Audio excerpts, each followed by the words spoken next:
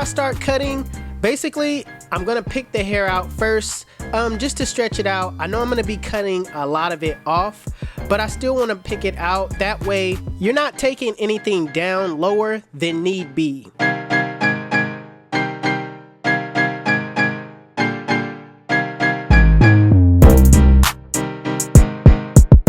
So next I'm gonna grab my shears and I'm gonna cut it down to a length where I could run a guard through it. So right now I'm just cutting it down, going around, still keeping that afro shape.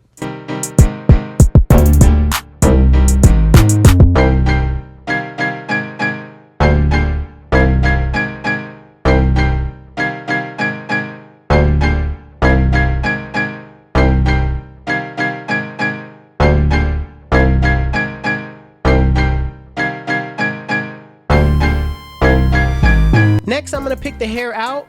That way, it'll kind of untangle the hair and it'll be more easier for you to run the guard through it.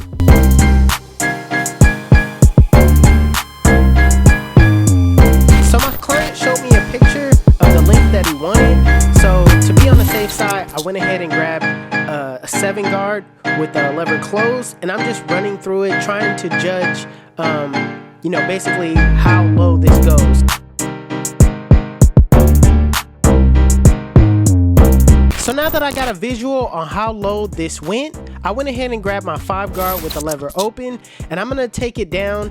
Now, me knowing that the 5 guard is a great length for a small kind of afro, that's how I was able to know to just go with this 5 guard. But to be on the safe side, that's why I went with the 7 guard, just to see. It's always better to make sure, because you could cut the hair off, but you can't put the hair back on.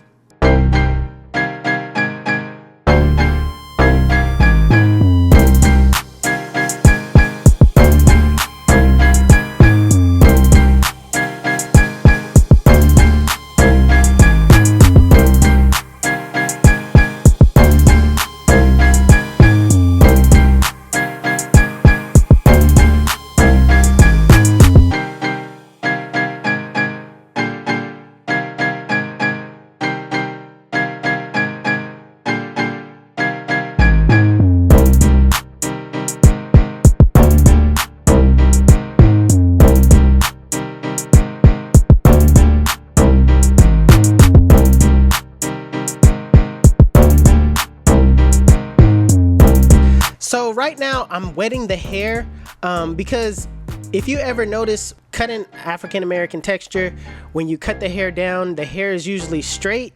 So what you want to do is wet the hair first and you blow dry it and pick it out. That way it'll transform back into that afro state.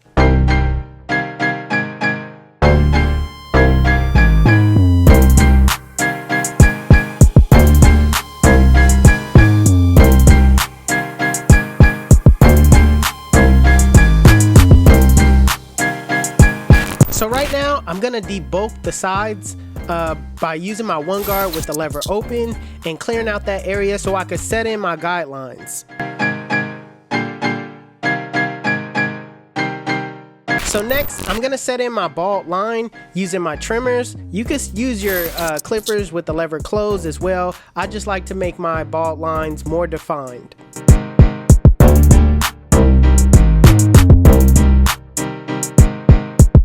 Now going back with my wall cordless seniors with the lever open, I'm going up about a ½ inch, making sure I'm consistent as possible.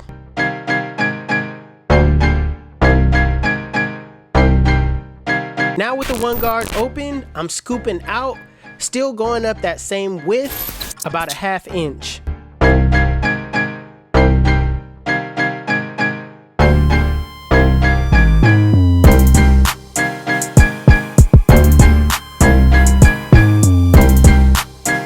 So right at the top area, I'm gonna freehand that area to kind of make it run smoothly into that afro. Now this is not gonna be the final step of me shaping it. This is just getting it to blend in a little bit so I can get a visual. So I'm gonna move on and try to take out that middle line with the 0 guard closed. So in a flick out motion, start below the line, flick to the line, and use your corners the entire time. It may look like I'm using the full blade, but I'm really using my corners.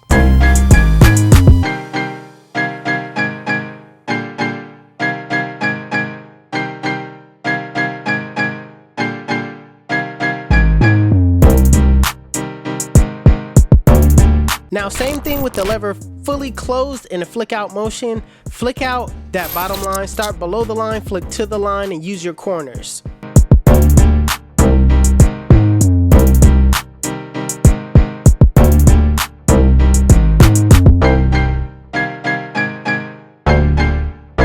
So right now I'm combing down this area to get everything to blend a little bit better, and then I'm gonna freehand this area just to get it to run smoothly into the afro.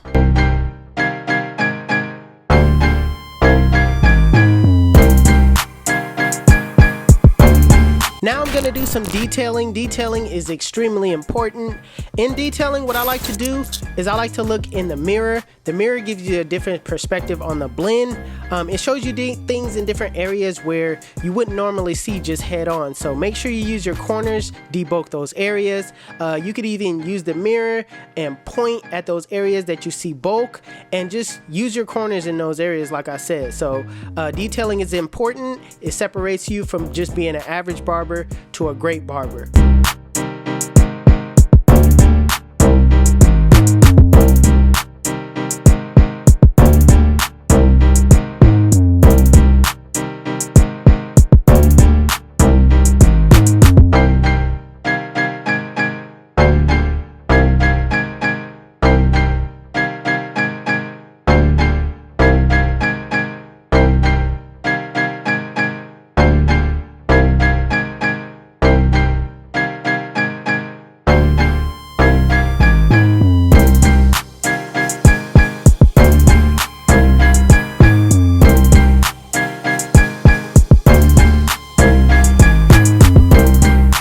So now I'm going to shape the afro using my FX3s with the lever fully closed, and I'm basically starting at the bottom and working my way to the top.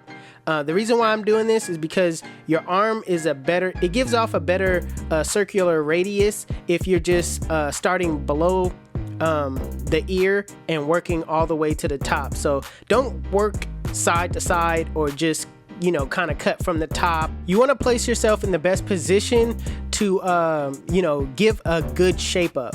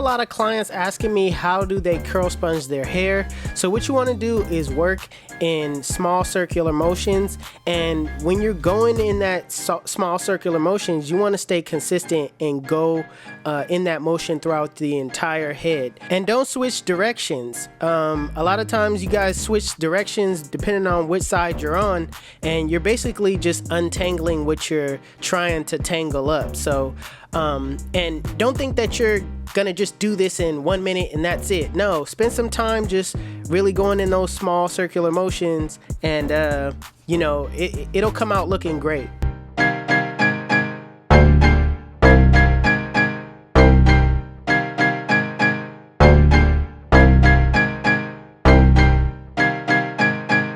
Listen, let me tell you why they call me 360. When they sit in my chair, I spin them in a full 360, and they come out looking like, damn, son, we make it look easy.